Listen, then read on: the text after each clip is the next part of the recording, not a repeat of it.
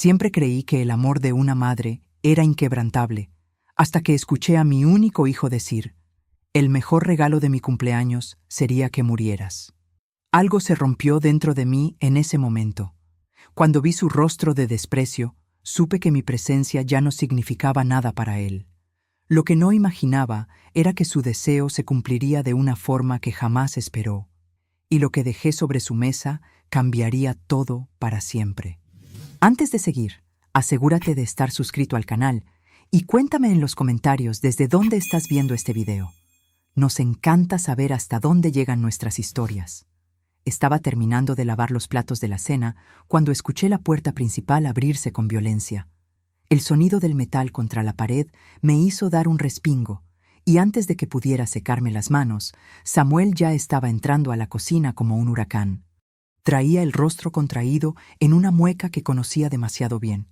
Esa expresión que llevaba usando conmigo los últimos meses cada vez que algo en su vida no salía como esperaba. «Mamá, necesitamos hablar ahora», dijo sin siquiera saludarme, dejando caer su maletín sobre la mesa con un golpe seco que hizo temblar los vasos que acababa de lavar. Me volteé hacia él, secándome las manos en el delantal, mientras intentaba mantener la calma. «¿Qué sucede, hijo? ¿Qué sucede?», repitió con un tono burlón que me atravesó como un cuchillo. «Las cuentas, mamá, las malditas cuentas que prometiste ayudarme a pagar están atrasadas. ¿Sabes el problema en el que me has metido?». Sus palabras caían sobre mí como piedras, cada una más pesada que la anterior. Intenté explicarle que mi pensión apenas alcanzaba para lo básico, que este mes había tenido gastos médicos inesperados. Pero mi voz salió temblorosa, débil, como si yo misma no creyera tener derecho a defenderme. Samuel me miraba con esos ojos que ya no reconocía, esos ojos que solían brillar cuando me veía llegar del trabajo con sus dulces favoritos. Ahora solo había desprecio, como si mi presencia fuera una carga insoportable, un obstáculo en su camino hacia una vida que yo no merecía compartir. «Siempre tienes excusas», dijo con voz fría. «Siempre es algo. Tus medicinas, tus gastos, tus necesidades. ¿Y yo qué? ¿Y mis necesidades?». La discusión fue escalando con cada palabra. Él sacó papeles de su maletín y los arrojó sobre la mesa con tanta fuerza que algunos cayeron al suelo. Facturas, recibos, estados de cuenta. «Mira esto. ¿Ves? Todo esto lo tengo que pagar yo solo porque tú no puedes cumplir con lo que prometes». Me agaché a recoger los papeles con manos temblorosas, sintiendo cómo las lágrimas comenzaban a arder en mis ojos. Pero no las dejé caer. No todavía. Me di cuenta en ese momento, mientras lo observaba gesticular y gritarme como si fuera una extraña, que esta frieza no era nueva. Había estado ahí durante años, creciendo silenciosamente como una planta venenosa entre nosotros. Yo solo había elegido no verla, convencerme de que era estrés, cansancio, problemas temporales. Pero no, esto era real, y siempre lo había sido. Entonces lo dijo. Las palabras salieron de su boca con una facilidad aterradora, como si las hubiera estado guardando durante mucho tiempo, esperando el momento perfecto para destruirme. «El mejor regalo de mi cumpleaños sería que murieras». El aire desapareció de la habitación. Sentí cómo el suelo se movía debajo de mis pies, cómo mi corazón se detenía por un segundo eterno. No grité, no lloré, no me moví. Solo me quedé ahí, paralizada, observando a mi único hijo, el niño que cargué en mi vientre, que alimenté con mi cuerpo, que crié sola sacrificando cada sueño que alguna vez tuve. Y él me miraba con esos ojos vacíos, esperando quizás una reacción que no llegó. Se dio la vuelta y salió de la cocina, como si nada hubiera pasado, como si acabara de comentar el clima y no de desearme la muerte. Sus pasos se alejaron por el pasillo, la puerta de su habitación se cerró, y yo me quedé ahí, en medio de la cocina silenciosa que de repente parecía gritar más fuerte que todas nuestras discusiones juntas. Me apoyé contra el fregadero, las manos aún húmedas aferrándose al borde de acero frío. La frase se repetía en mi cabeza como un eco interminable. Por primera vez en 62 años de vida, entendí con una claridad brutal que aquello no había sido un arranque de ira. Había sido la verdad, su verdad. El olar vacío que vi en sus ojos me reveló años de desgaste, de resentimiento acumulado, de desprecio que yo me había negado a reconocer. Esa frase se clavó en mi pecho como una cicatriz instantánea, marcándome de una forma que sabía sería permanente. Mi mundo se derrumbó sin ruido, como esas casas antiguas que finalmente ceden después de sostener demasiado peso durante demasiado tiempo. Y ahí, en medio del silencio más doloroso que había conocido, nació algo nuevo, algo que ni siquiera sabía que existía dentro de mí. El inicio de un cambio que jamás imaginé que tendría el valor de vivir. Esa noche no pude dormir. Me quedé sentada en la sala oscura, observando las fotografías en la repisa, cada una un fragmento de una vida que ahora parecía haber sido construida sobre mentiras. Mi mente viajó inevitable hacia Veracruz, hacia aquella versión de mí que tenía 23 años y acababa de descubrir que estaba embarazada y completamente sola. Recordé las madrugadas en la panadería, amasando pan mientras mi vientre crecía, los pies hinchados dentro de zapatos gastados. Después venía el turno en la tienda de telas, donde pasaba las tardes doblando metros y metros de algodón y seda que nunca podría comprar para mí. Dormía 4, tal vez 5 horas por noche. Comía de pie, rápido, lo que sobraba o lo más barato. Cada peso que ganaba tenía un solo destino: Samuel. El salón de belleza había sido mi sueño desde niña, pero lo convertí en realidad solo cuando él tenía 7 años y necesitaba una manera de estar más presente en su vida. Salón Lucía se llamaba, un local pequeño en la esquina de la calle principal. Allí pasábamos las tardes, él haciendo la tarea en el rincón mientras yo cortaba cabello y escuchaba las historias de mis clientas. Fue mi forma de sostener la casa sin perderlo de vista, mi forma de ser mamá y proveedora al mismo tiempo. Samuel creció rodeado de mi amor y de mi disciplina. Recuerdo los cumpleaños que celebrábamos con pasteles hechos en casa, decorados torpemente con mis manos cansadas. Las ropas que le cosía y zurcía a mano porque no podíamos comprar nuevas. Las noches en las que, después de acostarlo, me encerraba en el baño a llorar de agotamiento y miedo, preguntándome si algún día todo ese esfuerzo valdría la pena. Siempre imaginé que sí. Siempre creí que un día recibiría de vuelta, aunque fuera una fracción del respeto y la gratitud que merecía. Pero algo cambió cuando llegó la adolescencia. Samuel se volvió más distante, más crítico con cada pequeña cosa que yo hacía. Comentarios sobre mi ropa, sobre cómo hablaba, sobre mis amigas del salón. Yo lo atribuía al estrés de la escuela, a las hormonas, a esa etapa difícil que todos decían que pasaba. Ya se le pasará, me repetía mientras tragaba cada insulto disfrazado de broma, cada gesto de impaciencia cuando le preguntaba cómo había estado su día. El divorcio de Samuel, años después, lo hundió en una depresión que intensificó todo. De repente necesitaba más dinero, más apoyo, más de mi tiempo. Y yo se lo di todo sin cuestionar, porque eso hacen las madres, ¿verdad? Sostienen a sus hijos cuando el mundo los golpea. Pagué abogados, cubrí deudas, lo acogí de vuelta en la casa que nunca debió haber dejado. Cuando nació Valentina, mi corazón se multiplicó. Esa niña de ojos enormes y risa cristalina se convirtió en mi razón de seguir adelante. Pero con ese amor también vino una vulnerabilidad nueva. Samuel lo sabía. Sabía que haría cualquier cosa por ver a mi nieta, y usó ese conocimiento como moneda de cambio. Si quieres ver a Valentina, necesito que me ayudes con esto. La niña necesita cosas, mamá. No puedo pagarla solo. La casa que estaba a mi nombre, el carro que compré con los ahorros del salón, las cuentas bancarias que puse como conjuntas, solo por si acaso. Todo me pareció natural en su momento. ¿Qué madre no ayudaría a su hijo?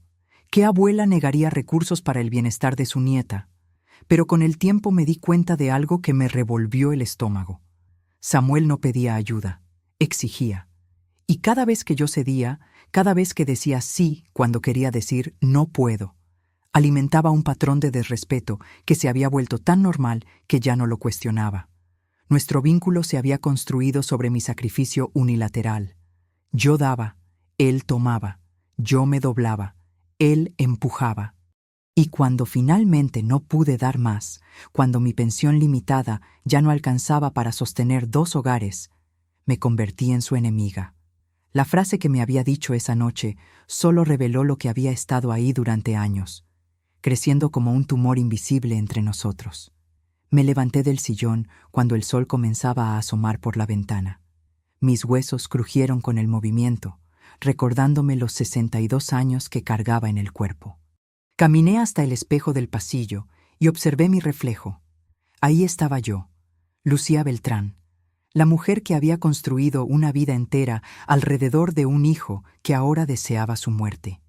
Y en ese momento, con los ojos secos y el corazón partido, entendí algo fundamental. Las relaciones sin reciprocidad se pudren. Se pudren lentamente, silenciosamente, pero inevitablemente. Incluso cuando las llamamos amor, la ex esposa de Samuel siempre había sido distante conmigo.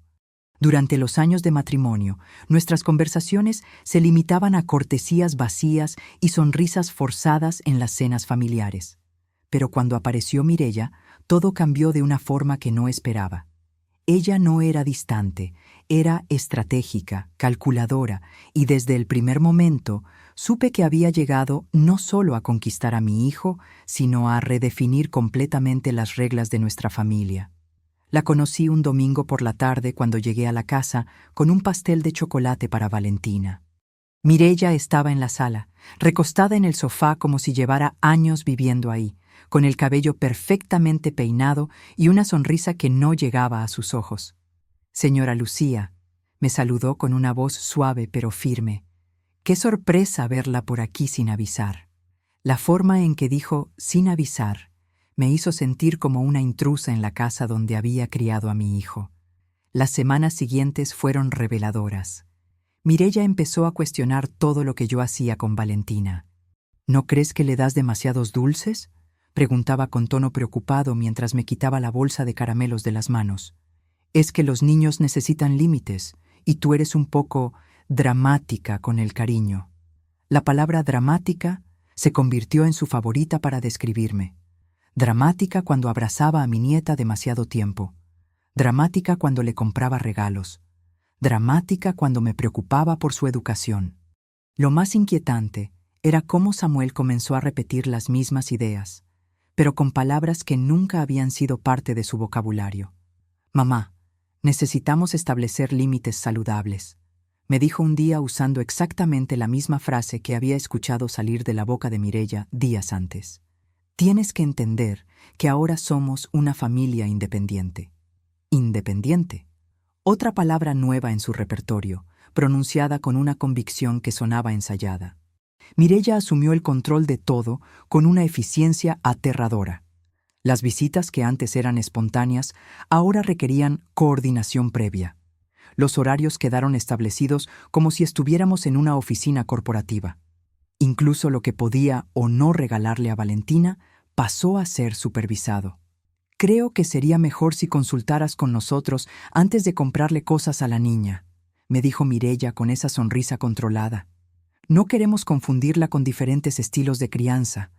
Los comentarios venenosos comenzaron sutiles pero constantes.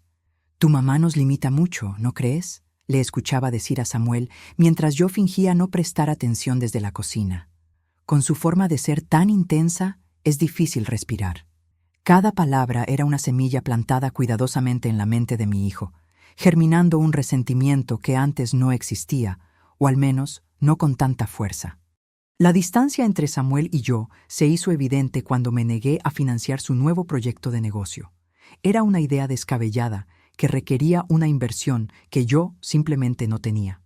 «Es una oportunidad única, mamá», insistió con desesperación en la voz. «Pero claro, tú nunca has creído en mí».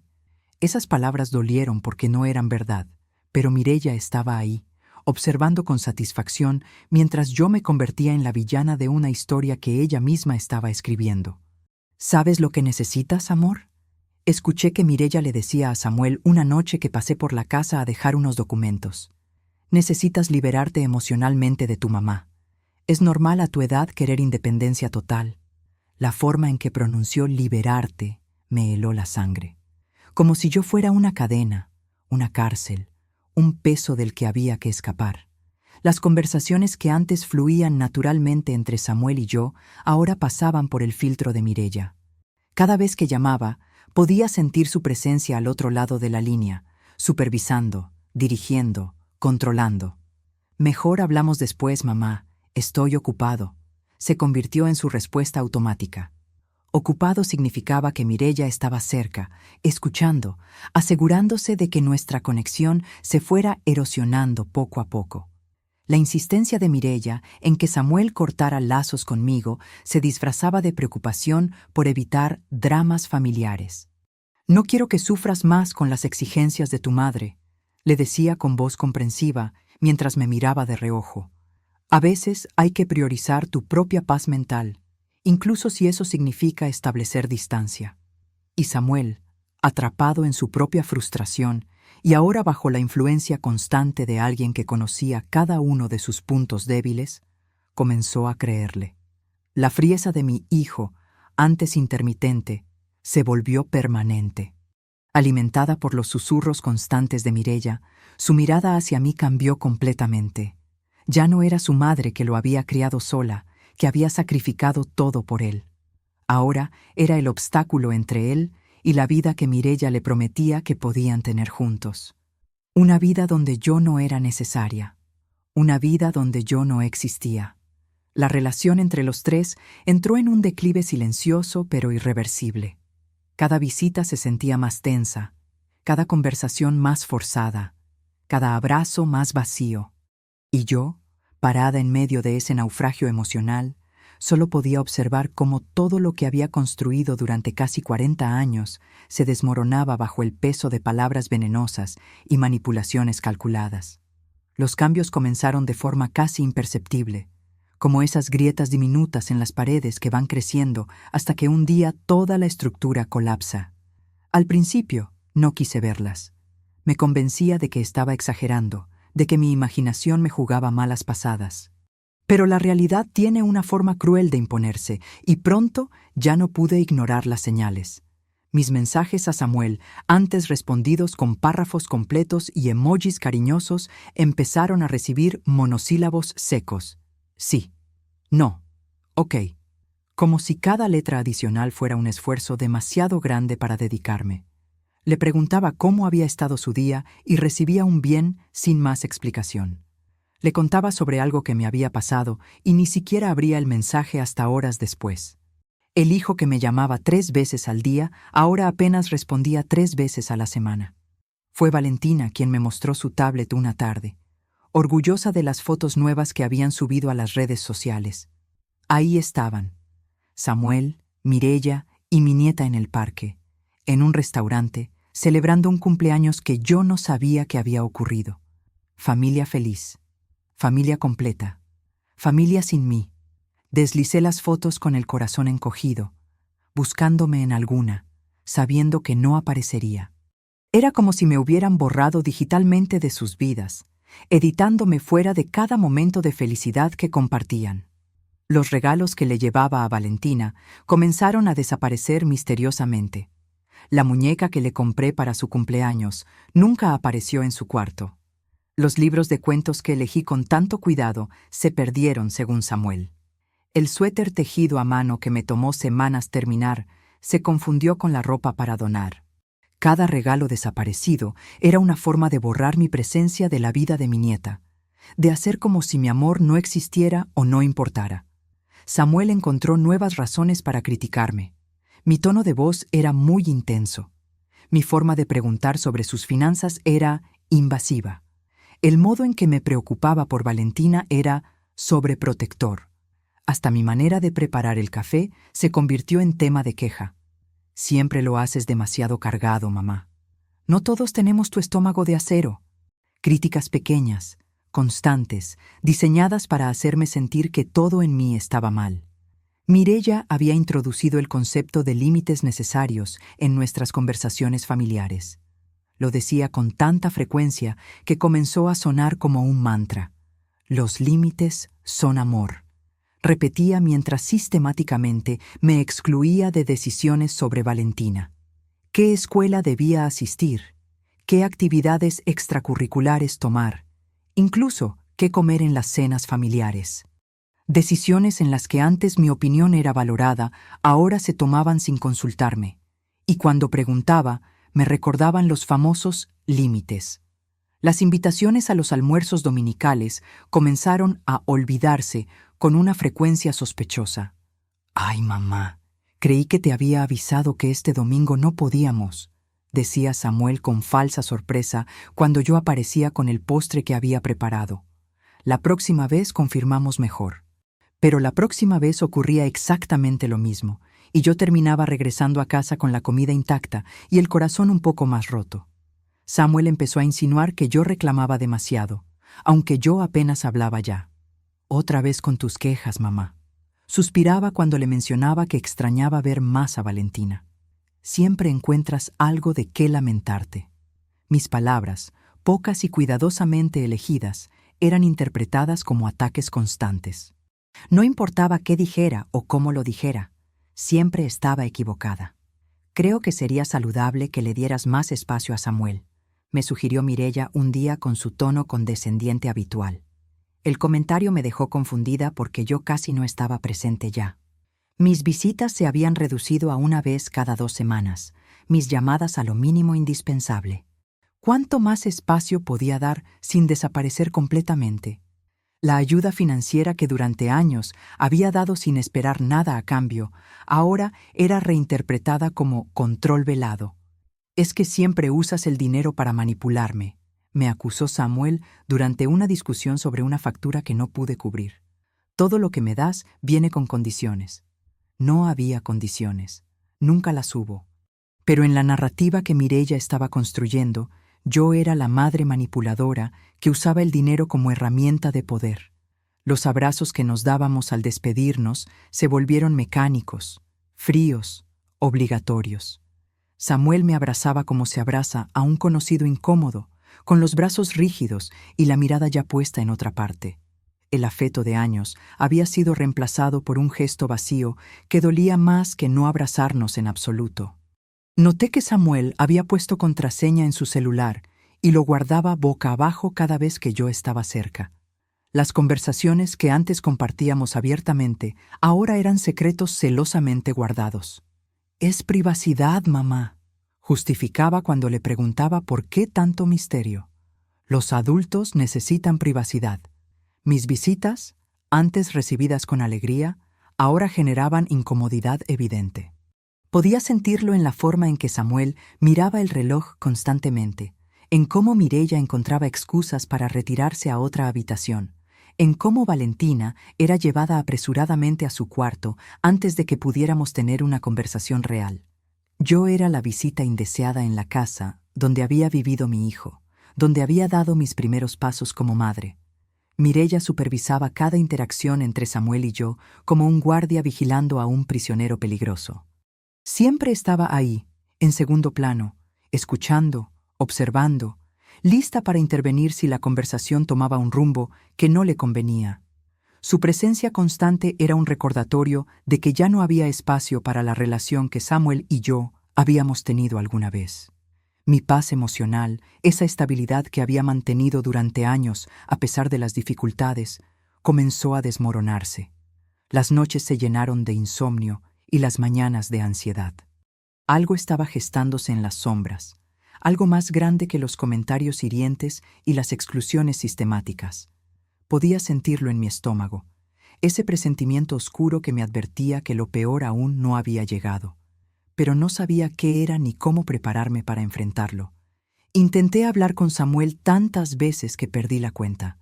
Cada vez que marcaba su número, la respuesta era la misma. «Estoy ocupado, mamá, hablamos después». Después nunca llegaba. Cuando lograba encontrarlo en persona, siempre estaba demasiado cansado para una conversación seria. Sus ojos huían de los míos. Su cuerpo se tensaba como si mi presencia fuera una amenaza. Pero yo seguía intentando, porque eso era lo que sabía hacer. Comencé a enviarle mensajes largos y cariñosos, escritos con el corazón en la mano. Le contaba sobre mi día, sobre cómo el jazmín del jardín había florecido, sobre una receta nueva que quería compartir con él. Le recordaba anécdotas de cuando era niño, esperando despertar algo de la ternura que alguna vez existió entre nosotros. Sus respuestas llegaban horas después, frías como cuchillos. «Qué bien, mamá». «Ajá». A veces ni siquiera eso, solo un emoji sin significado. Empecé a ceder a pedidos que sabía eran injustos. Cuando me pidió dinero para un electrodoméstico que claramente no necesitaba, se lo di aunque eso significara comer arroz y frijoles toda la semana. Cuando exigió que cancelara una cita médica porque necesitaba que cuidara a Valentina con solo 1 hora de aviso, lo hice sin protestar. Cada concesión era un intento desesperado de recuperar algo de la conexión que estábamos perdiendo. Las noches se llenaron de autorreflexión tortuosa. ¿Habría sido demasiado presente en su vida? ¿Lo habría sofocado con mi amor? Me culpaba por cada decisión que había tomado como madre, cuestionando si trabajar tanto había sido un error. Recordaba las noches en vela pagando sus colegiaturas, las comidas que me salté para que él tuviera lo mejor, pero guardaba esos pensamientos para mí misma. Mencionarlos ahora sonaría a reproche. Mireya hacía comentarios cada vez más venenosos y yo me quedaba callada. «Qué lástima que a tu edad no hayas logrado más en la vida», dijo una vez mientras observaba mi ropa sencilla. Me mordí la lengua hasta sentir el sabor metálico de la sangre. «Supongo que algunas personas simplemente no tienen ambición», agregó otro día. Tragué cada insulto como si fueran píldoras amargas necesarias para mi supervivencia. Una noche, después de una visita particularmente dolorosa, me senté a escribir una carta. Las palabras fluían con una honestidad brutal que nunca me había permitido expresar en voz alta. Le explicaba a Samuel cuánto me dolía su distancia, cómo cada desprecio era una puñalada en un corazón que solo había querido amarlo. Escribí sobre mis miedos, mis arrepentimientos, mi amor inquebrantable. Doblé la carta cuidadosamente y la guardé en el cajón de mi mesa de noche. Nunca la enviaría. Sabía que sería usada en mi contra, convertida en evidencia de mi dramatismo. El miedo a perder el acceso a Valentina se convirtió en mi jaula invisible. Evitaba cualquier confronto, tragaba cualquier humillación, aceptaba cualquier condición. Si protestar significaba no ver más a mi nieta, entonces me quedaría callada. Si ser pisoteada era el precio de esos domingos donde podía abrazarla, entonces lo pagaría sin quejarme. Perdón por llegar sin avisar. Perdón por preguntarte cómo estás. Perdón por preocuparme. Las disculpas salían de mi boca automáticamente, incluso cuando no había cometido ningún error. Era mi forma patética de mantener la paz, de no darles razones adicionales para alejarme. Cada perdón era una humillación autoinfligida. Intentaba entenderlo con una empatía que él nunca me devolvía. «Está pasando por un momento difícil», me repetía cuando me trataba con crueldad. «El divorcio lo afectó mucho, necesita tiempo para sanar». Justificaba cada comportamiento hiriente, encontraba explicaciones para cada desprecio. Me convencí de que si yo era lo suficientemente paciente, lo suficientemente comprensiva, eventualmente todo volvería a la normalidad. Proyectaba esperanzas absurdas hacia el futuro. Cuando Valentina crezca, entenderá todo lo que hice por ellos. Cuando Samuel madure, verá las cosas con claridad.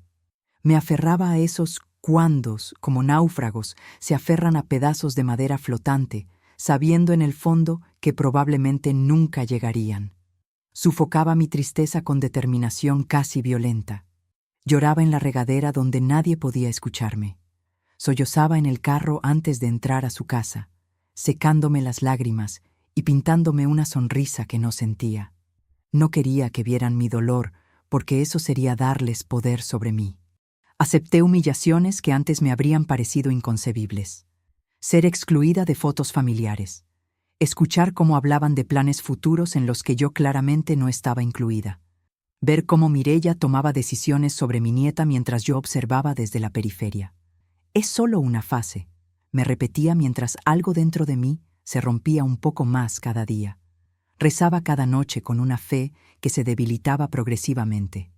«Por favor, Dios, que recupere el corazón que un día tuvo. Que recuerde quién fue cuando era niño, cuando me miraba con amor en lugar de desprecio.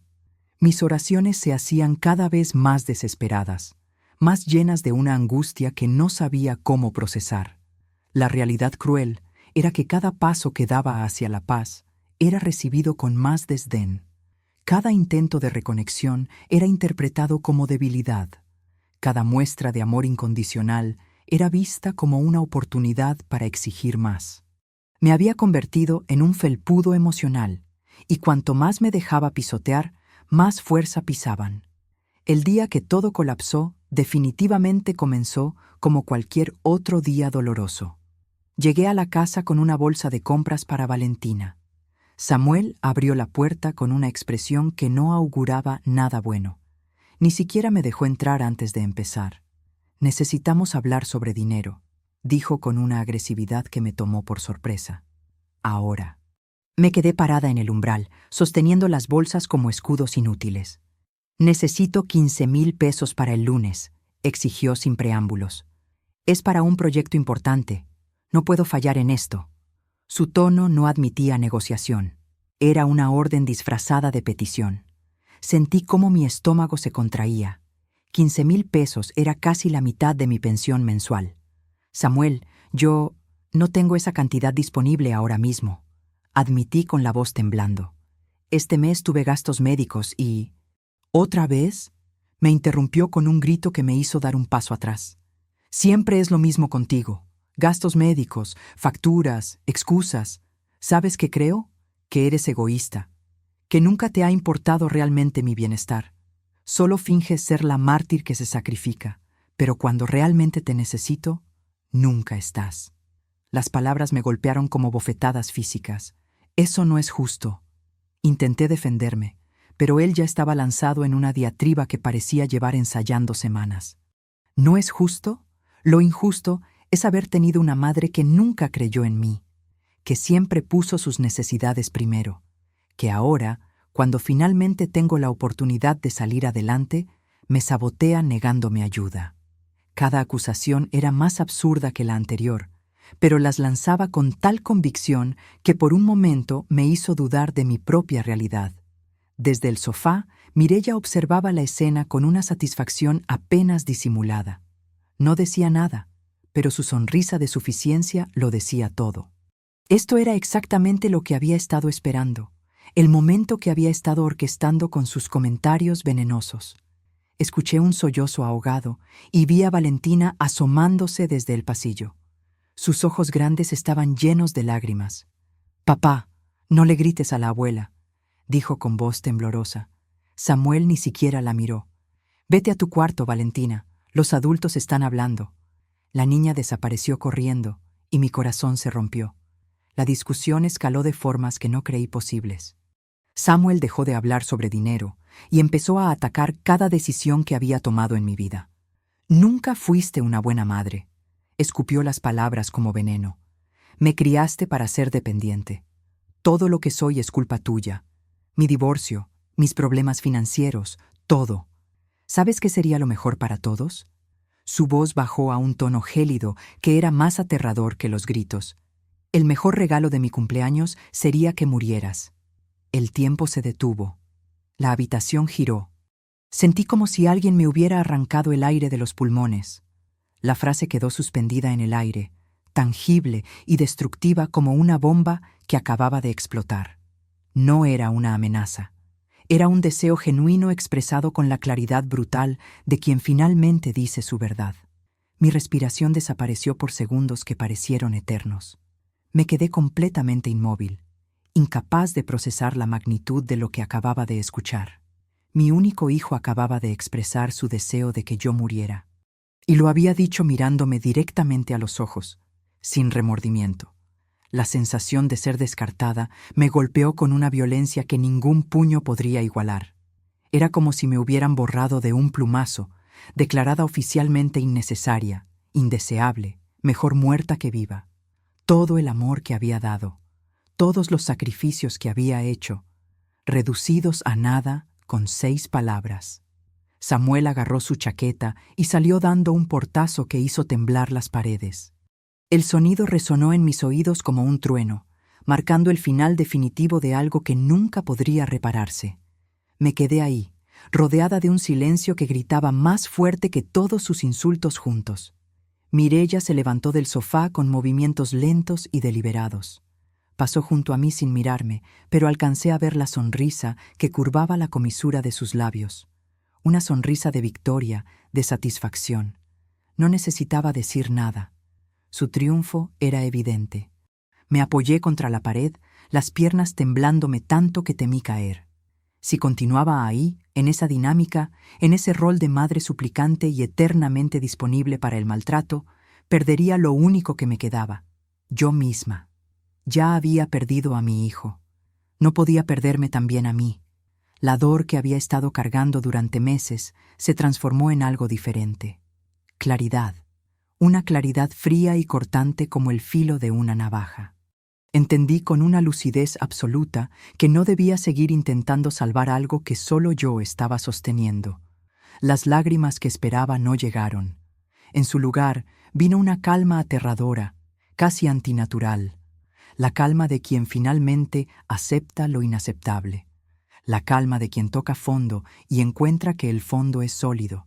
La calma de quien está a punto de tomar una decisión que cambiará todo para siempre.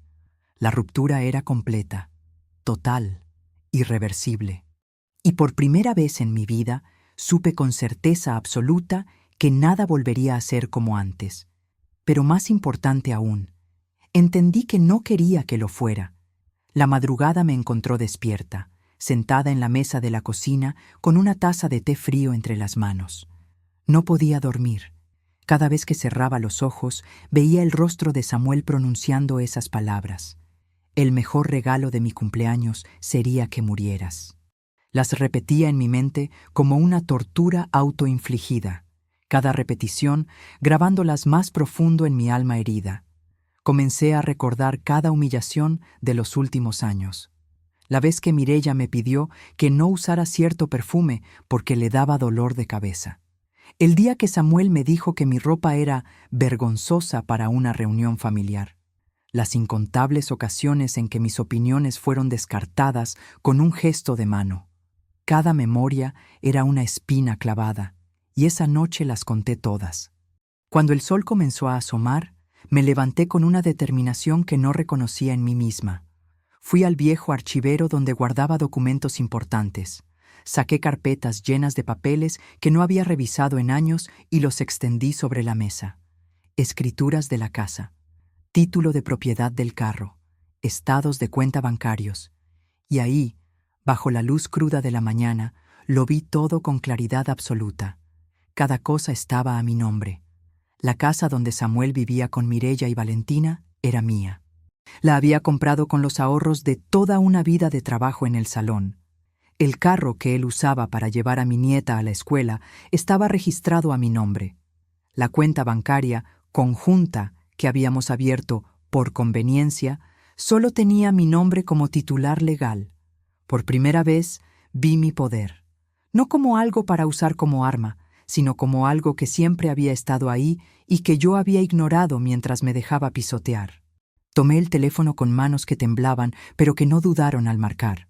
Buenos días, habla Lucía Beltrán. Necesito cerrar la cuenta conjunta número... Mi voz sonaba extraña, firme, decidida. El gerente del banco intentó persuadirme de que lo pensara mejor, pero fui inflexible. Quiero que se cierre hoy mismo. La siguiente llamada fue al abogado que había manejado la compra de la casa años atrás. Don Roberto, soy Lucía. Necesito bloquear cualquier intento de transferencia o venta de mi propiedad. Él me hizo algunas preguntas, profesionales y directas. Le expliqué la situación en términos generales. Entiendo perfectamente, señora Lucía. Procederé de inmediato. La tercera llamada fue la más difícil. ¿Hermana? La voz de mi hermana Clara sonaba somnolienta.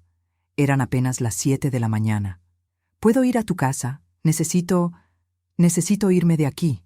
No hizo preguntas, solo dijo. Te espero. Toma el primer autobús que puedas. Saqué una maleta vieja del closet y empecé a empacar. Mis manos temblaban mientras doblaba ropa, pero cada movimiento estaba cargado de determinación. Ropa, documentos importantes, fotografías de Valentina, algunos libros. No necesitaba mucho, solo lo esencial para empezar de nuevo. No dejé una carta cariñosa explicando mi partida. En su lugar, dejé documentos sobre la mesa del comedor, copias de las escrituras de la casa, comprobantes de todas las transferencias bancarias que había hecho durante años, una lista detallada de cada peso que había invertido en esa familia. No era venganza, era verdad. Simple y dolorosa verdad. Cerré la puerta de esa casa por última vez sin mirar atrás. Cada paso hacia la calle se sentía como arrancarme pedazos de piel, pero seguí caminando. El taxi me llevó a la terminal de autobuses mientras el sol terminaba de salir sobre Veracruz. En el autobús hacia Guadalajara, sentada junto a la ventana, experimenté una contradicción que me desgarraba. Mi corazón estaba apretado, comprimido por el dolor de dejar atrás no solo una casa, sino 40 años de historia. Pero al mismo tiempo, sentía algo que no había sentido en años: libertad. Como si me hubieran quitado cadenas invisibles que llevaba tanto tiempo cargando que ya no las notaba. El teléfono empezó a sonar cuando llevábamos 1 hora de viaje. Samuel. Ignoré la llamada. Volvió a sonar, y otra vez, y otra. Cada timbre era una súplica que me negué a escuchar. Finalmente lo puse en silencio y lo guardé en mi bolsa. Llegó un mensaje de Mireya. No puedo creer que nos hayas abandonado así. Eres una desertora, una mala madre. Cuando Valentina pregunte por ti, le diremos la verdad, que nos abandonaste por egoísmo. Leí el mensaje 2 veces.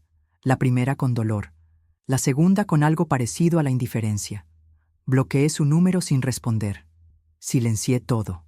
Las llamadas, los mensajes, las notificaciones. Pero lo más difícil fue silenciar mi propia culpa. Esa voz interna que me decía que era mala madre, que estaba siendo egoísta, que debía regresar y seguir soportando porque así son las familias.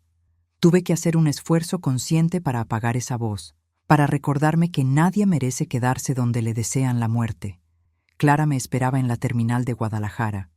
Me vio bajar del autobús con mi maleta vieja y mis ojos hinchados, y no dijo nada. Solo me abrazó. Fue un abrazo silencioso, pero que decía todo lo que necesitaba escuchar. Estás a salvo. Hiciste lo correcto. Te tengo.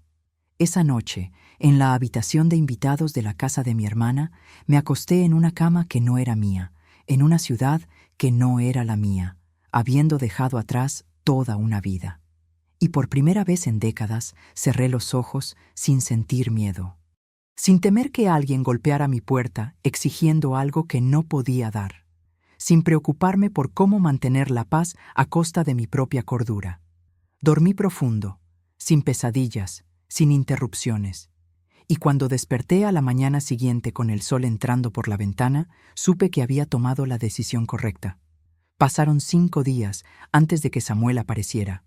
5 días de paz relativa en los que empecé a recordar quién había sido yo antes de convertirme en la madre suplicante de un hijo ingrato. Clara no me presionaba con preguntas. Solo compartíamos el desayuno, caminábamos por el parque cercano, y por las noches veíamos películas viejas sin decir mucho. El timbre sonó un martes por la tarde. Clara abrió la puerta y escuché su voz. No creo que sea buena idea, Samuel. Pero él ya estaba entrando, empujando la puerta con una fuerza que hizo que mi hermana retrocediera. Lo vi aparecer en la sala con el rostro contorsionado de rabia, Mireya pisándole los talones como una sombra amenazante. ¿Dónde está? Su voz resonaba en las paredes. ¿Dónde está mi madre? Salí de la habitación con una calma que me sorprendió a mí misma. Ya no temblaba, ya no me encogía ante su presencia. Estoy aquí, Samuel. ¿Qué demonios hiciste? Prácticamente escupía las palabras. Cerraste la cuenta, bloqueaste la casa. ¿Te volviste loca? Devuélveme todo. La casa, el carro, el dinero. Todo es mío. Somos familia. No puedes hacer esto. Lo miré directamente a los ojos por primera vez en meses sin desviar la mirada. Nada de eso es tuyo, Samuel. Todo está a mi nombre porque yo lo pagué, con mi trabajo, con mi esfuerzo. Durante años te ayudé por amor, no porque tuviera obligación legal de hacerlo.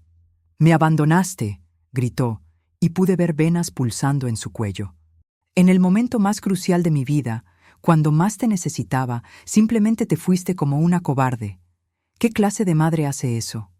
La clase de madre a quien su hijo le dijo que su mejor regalo de cumpleaños sería verla muerta. Mi voz salió firme, sin quebrarse. Quien pide la muerte de alguien no puede exigir su presencia. Es bastante simple. Mireya dio un paso adelante, el rostro enrojecido. Eres una egoísta. Todo esto es por venganza, porque Samuel finalmente encontró a alguien que lo hace feliz. No soportas no ser el centro de su universo. Saqué una carpeta que había preparado específicamente para este momento. ¿Egoísta? Aquí están los comprobantes de las transferencias bancarias de los últimos 5 años. 142,000 pesos en total. Aquí está la escritura de la casa que compré y puse a mi nombre. Aquí está el título del carro que pagué en su totalidad. ¿Quieres hablar de egoísmo, Mireya? Hablemos con documentos y hechos. Extendí los papeles sobre la mesa de centro, con movimientos precisos. Samuel se acercó, los ojos recorriendo los documentos, como si no pudiera creer lo que veía. El color fue drenándose de su rostro mientras comprendía la realidad legal de la situación. Nada de esto es tuyo, repetí con calma cortante. Nunca lo fue. Yo te permití usarlo por generosidad, por amor maternal. Pero esa generosidad tiene un límite, y ese límite se llama respeto. ¿Vas a destruir a tu propia familia? Su voz ahora tenía un matiz de desesperación. ¿Realmente vas a dejarnos en la calle? ¿A tu propia nieta? La familia ya estaba destruida, Samuel. Se destruyó el día que elegiste humillarme sistemáticamente. Se destruyó cuando permitiste que Mireya me tratara como basura en mi propia casa. Se destruyó cuando desafortunadamente me deseaste la muerte. Cada frase era una puñalada precisa. Yo no destruí nada. Solo me negué a seguir sosteniendo ruinas. Mireya intentó otro ángulo, su voz adoptando un tono más suave, más manipulador. Piensa en Valentina. ¿Qué clase de ejemplo le das? Que está bien abandonar a la familia cuando las cosas se ponen difíciles. Le estoy enseñando algo mucho más valioso, respondí mirándola directamente. Que el amor propio no es negociable, que nadie, ni siquiera la familia, tiene derecho a pisotearte. Que está bien poner límites incluso cuando duela. Mireya abrió la boca para responder, pero no encontró palabras. Por primera vez desde que la conocía, vi frustración pura en su rostro. No podía controlar esta narrativa.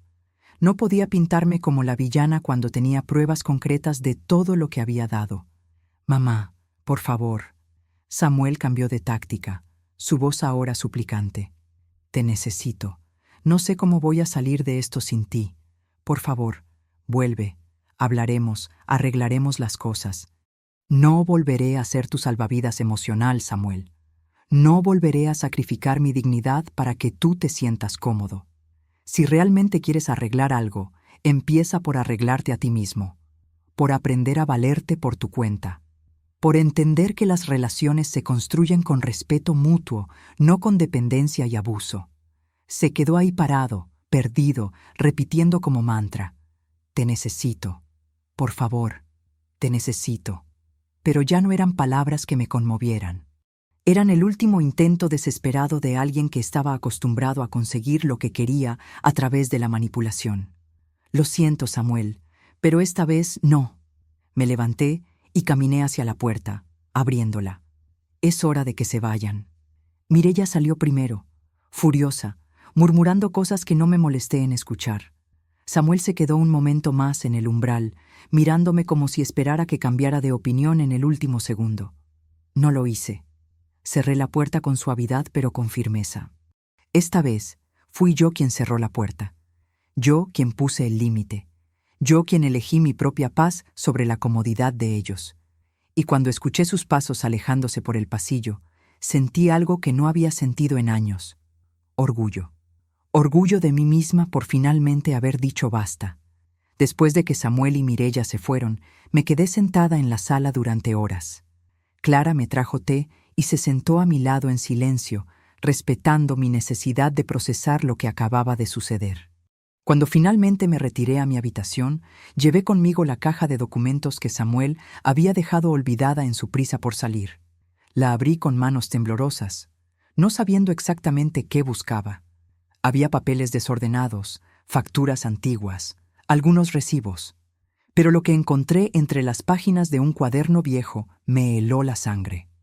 Eran impresiones de conversaciones de WhatsApp entre Samuel y Mireya, aparentemente guardadas para algún propósito que nunca se concretó. Las leí con el corazón acelerado. Tu mamá es el problema, amor. Mientras sigas dependiendo de ella emocionalmente, nunca serás tu propio hombre. Otra decía, presiona por la casa, es tuya por derecho. Ella no puede retener lo que te corresponde como hijo. Y más adelante, si no te da el dinero, hazla sentir culpable. Recuérdale todo lo que supuestamente hizo mal cuando eras niño. Cada mensaje era una manipulación calculada, una estrategia diseñada para convertir a mi hijo en mi enemigo. Mireya no solo había intensificado el conflicto, lo había creado desde cero, plantando semillas de resentimiento en tierra fértil. Seguí revisando y encontré estados de cuenta que me dejaron sin aliento. Las deudas de Samuel eran mucho mayores de lo que me había confesado. Tarjetas de crédito al límite, préstamos personales, facturas de servicios acumuladas. Había una estructura completa de mentiras financieras que yo desconocía por completo. Lo peor vino después. Encontré solicitudes de crédito donde Samuel había usado mi nombre y mi propiedad como garantía sin mi autorización. Había intentado hipotecar mi casa para cubrir sus deudas. La solicitud había sido rechazada solo porque el banco requería mi firma presencial. Pero la intención había estado ahí, clara y documentada. Me recosté en la cama con los papeles esparcidos a mi alrededor, intentando procesar la magnitud de la traición. Entendí que la frase cruel que me había dicho no había salido de la nada. Era el resultado de años de frustración mal administrada, de un hombre que había construido su vida sobre cimientos de irresponsabilidad y que ahora buscaba culpar a alguien más por sus fracasos. Yo había sido el chivo expiatorio perfecto, pero también entendí, con una claridad que me atravesó como un rayo, que nada de eso justificaba la deshumanidad con la que me había tratado. Ni la frustración, ni las deudas, ni la influencia de Mireya. Al final del día, Samuel había elegido tratarme como lo hizo. Había elegido cada palabra hiriente, cada desprecio, cada momento de crueldad. A la mañana siguiente llamé a don Roberto, mi abogado. Le mostré los documentos que había encontrado. Él los revisó con rostro serio y finalmente me miró con algo parecido al alivio. Señora Lucía, está usted 100% protegida legalmente. Estos intentos de usar su propiedad sin autorización son ilegales. Si hubieran prosperado, su hijo podría enfrentar cargos por fraude. Esa confirmación legal me dio una paz que no esperaba. No estaba siendo irracional ni vengativa. Estaba siendo prudente. Estaba protegiéndome de alguien que había demostrado estar dispuesto a destruirme financieramente sin remordimiento. 3 días después llegó el primer email de Samuel. El asunto decía simplemente, «Mamá». El contenido era breve. «Estoy en terapia. Empecé esta semana. Necesito ayuda» y finalmente lo admití. Lo leí varias veces, buscando señales de manipulación, pero solo encontraba cansancio y quizás el inicio de algo parecido a la sinceridad. El segundo email llegó una semana después. «Valentina te extraña. Pregunta por ti todos los días. Le dije que estás de viaje, pero no sé cuánto tiempo más puedo mentirle». Esas palabras me atravesaron el pecho como flechas. Mi nieta. Mi dulce Valentina pagando el precio de los errores de los adultos a su alrededor. El tercer mensaje fue el más corto y el más pesado. Perdón. Una sola palabra que cargaba el peso de años de daño. Lo leí en mi teléfono mientras tomaba café en el balcón de Clara y sentí cómo las lágrimas finalmente venían. No lágrimas de debilidad, sino de liberación. El reconocimiento que había esperado durante tanto tiempo finalmente había llegado, pero mantuve mis límites. No respondí de inmediato. No corrí de vuelta, porque sabía que el perdón verdadero no se construye sobre palabras bonitas, sino sobre cambios reales y sostenidos. Una disculpa por email no deshacía años de maltrato. Los emails continuaron llegando. Samuel me contaba sobre sus sesiones de terapia, sobre las cosas que estaba descubriendo sobre sí mismo. Mi terapeuta dice que te usé como muleta emocional, que nunca aprendí a ser responsable porque siempre estabas ahí para rescatarme. Tiene razón. Otro decía, veo ahora cómo Mireya manipuló la situación. No la justifico a ella ni me justifico a mí. Solo trato de entender. Clara me encontró una tarde leyendo los mensajes con lágrimas silenciosas recorriendo mis mejillas. ¿Crees que es real?, me preguntó. ¿O es otra manipulación? Tomé su mano y la apreté. Creo que es real, pero también creo que no importa cuán real sea si yo vuelvo antes de tiempo. Mi ausencia es lo que lo hizo despertar. Si regreso ahora, todo volverá a ser como antes. Entendí algo fundamental en esos días. Mi partida había sido el acto de amor más grande que podía darle. Al negarme a seguir siendo su salvavidas, lo había obligado a aprender a nadar solo. Al retirar mi presencia constante y mi apoyo incondicional mal administrado, le había dado la oportunidad de finalmente crecer. Decidí no volver atrás, al menos no al lugar donde había estado. Pero me permití observar de lejos, a través de esos emails cada vez más honestos, cómo mi hijo comenzaba lentamente el doloroso proceso de convertirse en el hombre que siempre había tenido el potencial de ser. 2 meses después de llegar a Guadalajara, tomé la decisión que cambiaría todo. No volvería a vivir bajo la sombra de mi hijo. No volvería a construir mi identidad alrededor de ser su madre. Era tiempo de descubrir quién era Lucía Beltrán más allá de los roles que había desempeñado durante décadas. Con parte de los ahorros que había protegido cerrando la cuenta conjunta, alquilé un pequeño apartamento en una zona tranquila de la ciudad. Era modesto, un espacio de 2 habitaciones en un 3er piso con vista a un parque. Pero era mío, completamente mío. Cada mueble que elegí, cada cortina que colgué, cada plato que compré fue una declaración de independencia. La primera semana en mi nuevo hogar la pasé organizando, limpiando, creando un espacio que reflejara quién era ahora y quién quería ser. No había fotografías de Samuel en las paredes, solo algunas de Valentina y muchas de paisajes que me transmitían paz. Era mi santuario, mi refugio, mi nuevo comienzo. Una mañana, mientras tomaba café en mi pequeño balcón, recordé algo que había abandonado hacía casi 40 años: la pintura. En mi juventud, antes de que Samuel naciera, solía pasar horas con acuarelas creando paisajes de Veracruz. Había sido mi forma de soñar, de escapar, de expresar lo que no podía decir con palabras. Lo había dejado por falta de tiempo, pero la verdad era que había dejado de permitirme ese placer.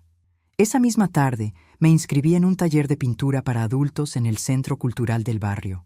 La profesora, una mujer de unos 50 años con cabello plateado y manos manchadas de colores, me recibió con una sonrisa cálida. «Nunca es tarde para retomar lo que amamos», me dijo, como si supiera exactamente por qué estaba ahí. Compré materiales que nunca me había permitido antes: óleos de buena calidad, pinceles de diferentes grosores, lienzos preparados, una paleta de madera genuina. Cada compra era un acto de amor propio, una inversión en una versión de mí que había estado dormida durante demasiado tiempo. Establecí una rutina que sanaba poco a poco las heridas que cargaba. Me levantaba temprano y salía a caminar por el parque, observando cómo la ciudad despertaba. Desayunaba en un café de la esquina donde la mesera ya conocía mi orden. Por las tardes pintaba, perdida en los colores y las formas, sin pensar en nada más que en la belleza que podía crear con mis propias manos. Cuando Samuel me llamaba, algo que hacía cada vez con más frecuencia, yo decidía si contestaba o no. No era un rechazo cruel, sino un límite saludable. Contestaba cuando me sentía emocionalmente preparada, cuando sabía que podía mantener mi centro sin dejarme arrastrar de vuelta a dinámicas viejas. Una noche me senté con un cuaderno y escribí una lista que titulé «Límites que nunca volveré a romper». Entre ellos, no financiaré comportamientos abusivos, No me disculparé por existir. No permitiré que nadie me hable con desprecio. No sacrificaré mi bienestar por mantener una falsa paz. Comprendí algo fundamental mientras escribía. No quería ser necesaria.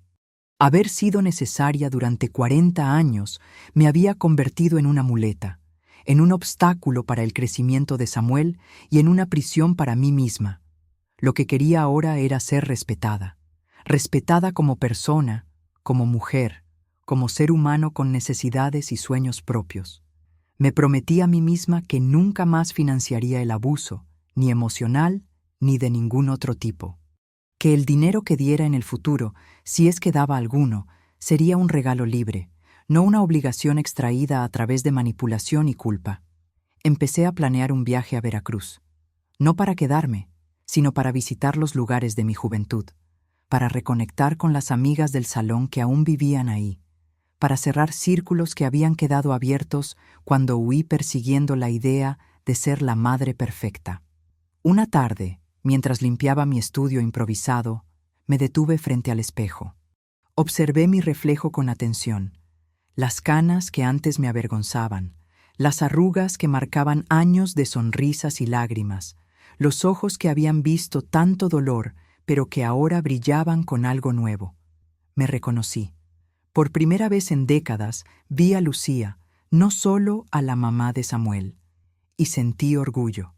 Orgullo profundo por la mujer que estaba surgiendo de las cenizas. Después de semanas de emails cada vez más vulnerables de Samuel, finalmente le respondí. No fue un mensaje largo ni elaborado. Fue simple y directo. No vuelvo a donde me hieren, pero te deseo sanación y crecimiento. Esas palabras establecían claramente dónde estaba parada ahora. Comprendí que el amor, ese amor que me habían enseñado que requería sacrificio constante y abnegación total, no tenía por qué doler. El amor verdadero se construye sobre respeto mutuo, sobre reciprocidad, sobre el cuidado genuino del bienestar del otro. Lo que había tenido antes no era amor, era codependencia disfrazada de devoción maternal. Mi nueva vida había comenzado, y la belleza de ella era que no dependía de nadie más que de mí misma. Había recuperado mi poder, no para usarlo contra nadie, sino para construir algo hermoso. Una vida donde finalmente me ponía a mí misma en primer lugar sin culpa, sin miedo, sin disculpas. Y eso, descubrí, era la verdadera libertad. La ausencia de su madre golpeó a Samuel como un maremoto emocional que no vio venir. Los primeros días intentó convencerse de que ella volvería, que solo necesitaba enfriarse. Pero cuando las semanas pasaron y Lucía se mantuvo firme en su distancia, algo en él comenzó a resquebrajarse. La terapia que había comenzado como un intento desesperado de mostrarle a su madre que estaba cambiando, se convirtió en un proceso brutal de autodescubrimiento. Su terapeuta, el doctor Ruiz, no tenía piedad con las excusas. «Has estado agrediendo a tu madre durante años», le dijo en una sesión que Samuel recordaría por el resto de su vida. Agresiones veladas, disfrazadas de necesidad, de frustración, de amor complicado. Pero agresiones al fin. Cada sesión era como arrancar capas de una herida infectada. Samuel tuvo que enfrentar verdades que había evitado durante décadas, que había usado a su madre como chivo expiatorio de sus fracasos, que la había convertido en su muleta emocional, que había permitido que Mireya la tratara como basura, porque en el fondo él también la veía así.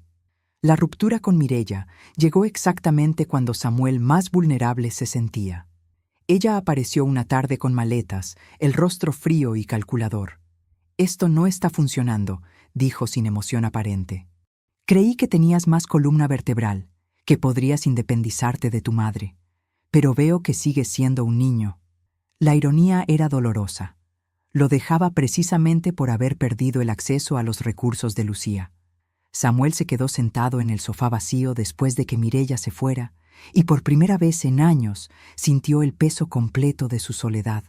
No era la soledad de estar físicamente solo, sino la soledad existencial de reconocer que había construido su vida sobre bases falsas. Pero fue Valentina quien le dio el golpe final. Una noche, Mientras él intentaba explicarle por qué la abuela no venía de visita, su hija de 6 años lo miró con esos ojos enormes, llenos de lágrimas, y le preguntó: «¿Por qué hiciste llorar a la abuela, papá? La señora del parque me dijo que escuchó que le gritaste feo». Samuel sintió como si le hubieran clavado un cuchillo en el pecho. Ver su crueldad reflejada en los ojos confundidos de su hija lo destrozó de una forma que ninguna otra cosa había logrado.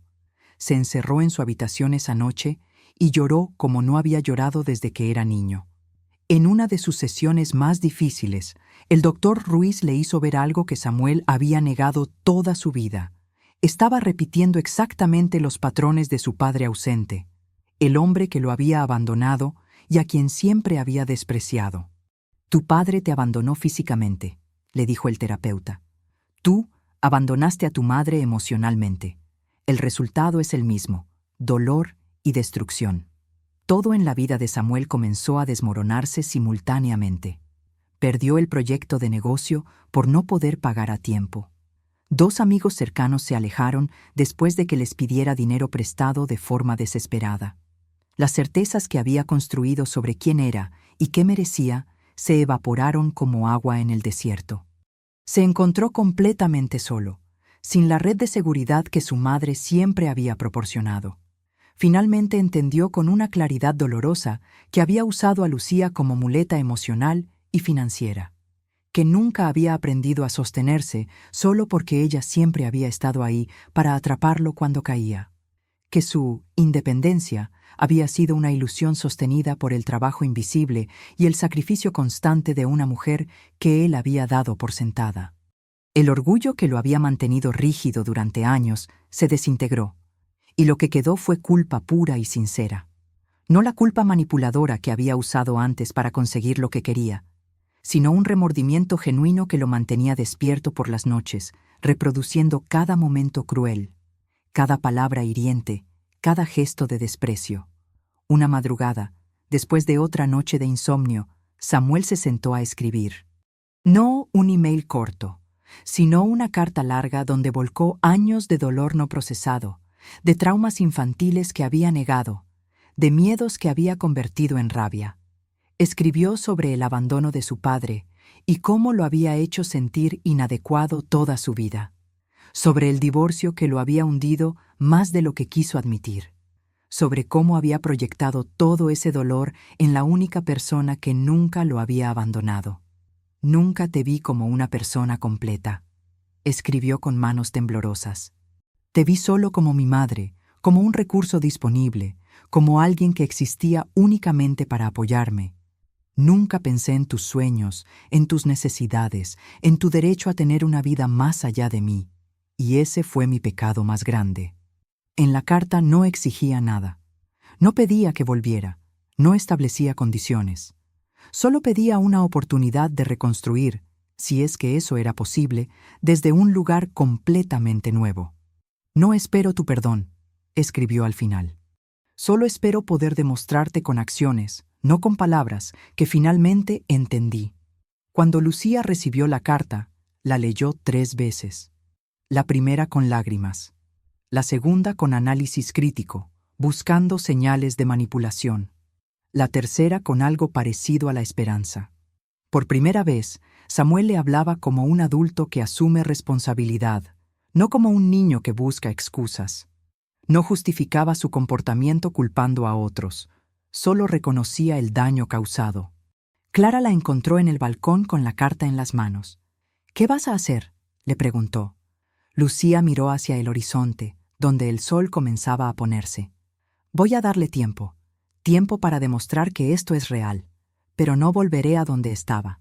Si vamos a reconstruir algo, será en términos completamente nuevos». Entendió algo profundo en ese momento. Su caída moral había sido necesaria para su renacimiento. La ausencia que él mismo había pedido con sus palabras crueles se había transformado en el mayor maestro de su vida. Su sufrimiento, genuino y merecido, finalmente lo había convertido en un ser humano capaz de empatía. Por primera vez, Lucía pudo verlo no solo como el hijo que la había herido, sino como un hombre quebrado intentando rearmarse. y en esa humanidad frágil y dolorosa encontró el primer destello de algo que podría, eventualmente, parecer esperanza. 4 meses después de recibir la carta de Samuel, finalmente acepté encontrarme con él. No en su casa, ni en la mía, sino en un café neutral a medio camino entre Guadalajara y Veracruz, donde ninguno de los dos tendría ventaja territorial. Le pedí que viniera solo, sin Valentina por ahora, porque esta conversación necesitaba ser entre nosotros dos. Lo vi llegar antes de que él me viera a mí. Estaba más delgado, con ojeras profundas que hablaban de noches sin dormir. Pero había algo diferente en su postura, en la forma en que caminaba. Ya no tenía esa arrogancia defensiva que había cargado durante años. Se movía con cuidado, como alguien que ha aprendido que el mundo puede romperse si no se tiene cuidado. Cuando nuestras miradas se encontraron, vi sus ojos llenarse de lágrimas. Se sentó frente a mí y, sin decir palabra, tomó mis manos.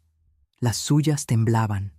Lloró bajito, sin esconderse, sin pedir disculpas automáticas por mostrar emoción. Solo lloró, y yo lo dejé, porque a veces las lágrimas dicen lo que las palabras no pueden. «No voy a pedirte que olvides», dijo finalmente con voz ronca. «No voy a justificar nada de lo que hice. Solo quiero que sepas que cada día cargo con el peso de haberte tratado como lo hice, y que estoy trabajando en ser alguien que merezca eventualmente tu respeto, si no tu perdón». No habló de justificaciones. No mencionó a Mireya, ni sus problemas financieros, ni el estrés. Solo habló de arrepentimiento genuino, de reconocimiento del daño causado, de responsabilidad adulta.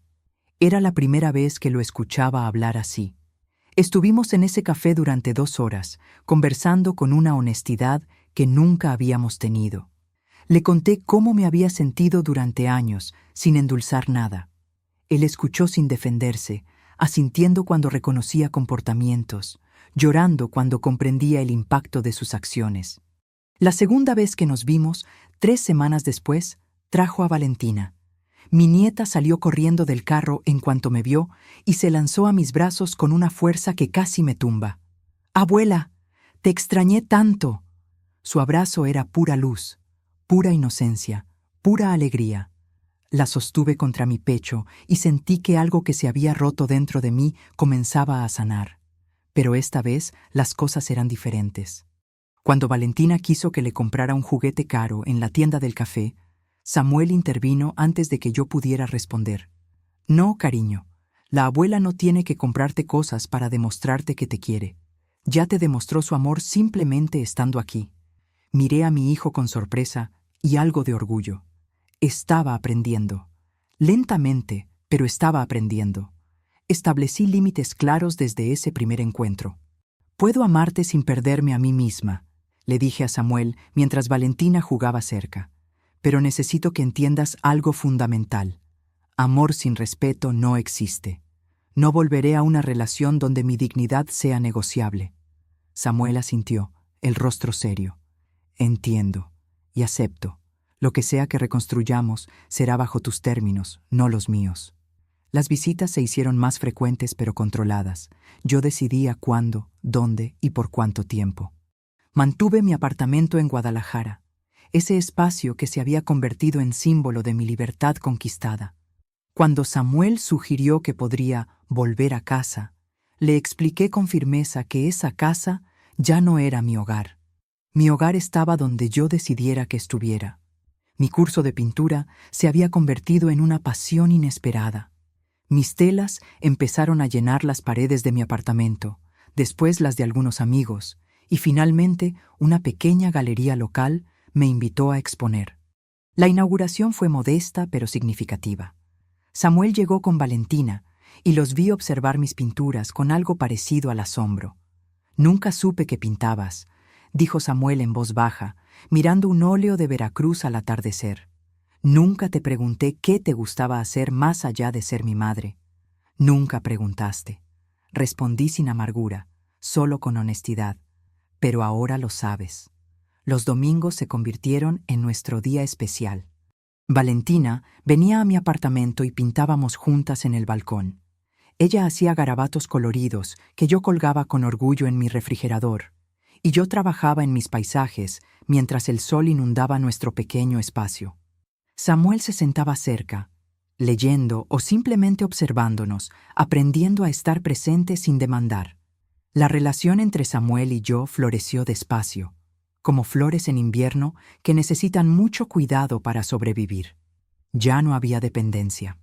Él había encontrado un trabajo estable, había reorganizado sus finanzas, había aprendido a vivir dentro de sus posibilidades. Cuando necesitaba consejo, me llamaba y yo lo daba libremente. Pero cuando yo necesitaba espacio, él lo respetaba sin resentimiento. Una tarde, mientras guardaba mis pinceles después de una sesión de pintura con Valentina, me miré en el espejo del baño. Vi a una mujer de 63 años que había atravesado fuego y había emergido no solo viva, sino radiante. Había renacido, y ese renacimiento había sido mi elección. No había esperado a ser rescatada. Me había rescatado a mí misma. ¿Estás feliz, abuela?, me preguntó Valentina esa tarde, mientras yo la llevaba de vuelta con Samuel. Tomé su manita pequeña entre la mía y sonreí. Sí, mi amor, estoy feliz. Y era verdad. Había aprendido la lección más importante de mi vida. El amor verdadero no duele. Lo que duele es vivir sin respeto, sin reciprocidad, sin dignidad. El amor real se construye sobre bases sólidas de consideración mutua. Todo lo demás es solo dependencia disfrazada con un nombre bonito. Miré a Samuel recoger a su hija. Vi cómo la abrazaba con ternura, cómo me agradecía genuinamente por mi tiempo. Y supe que habíamos logrado algo que parecía imposible meses atrás. Habíamos reconstruido desde las cenizas. No lo que éramos, porque eso estaba roto sin reparación, sino algo nuevo, más fuerte, más honesto, más real. Mi nueva vida no era perfecta, pero era mía, y eso lo hacía hermoso. Si esta historia te impactó, deja tu like y suscríbete ahora mismo. Y no esperes más, haz clic en el video que acaba de aparecer en tu pantalla y disfruta la próxima historia. Hasta allá.